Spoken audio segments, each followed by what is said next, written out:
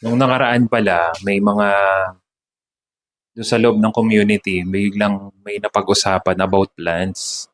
Eh sabi nitong isang follower natin, hindi naman naniniwala yan. Si Pastor sa mga halaman. Unang po sa lahat, naniniwala pa rin naman ako. Sapagkat, eto, ang katawan natin is very adaptive to non-stop change. Ia-adapt niya kung anong kakainin mo. Very adaptive nga siya eh. Compare siya sa mga hayop na kapag pinakain mo, nalabas sa kanilang diet, magkakasakit sila and it will leads to to death.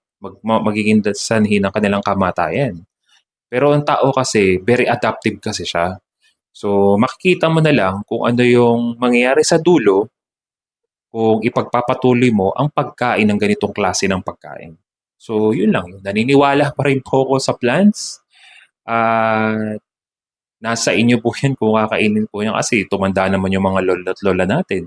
Gulay naman ang kinakain. So naniniwala pa rin po ako dyan.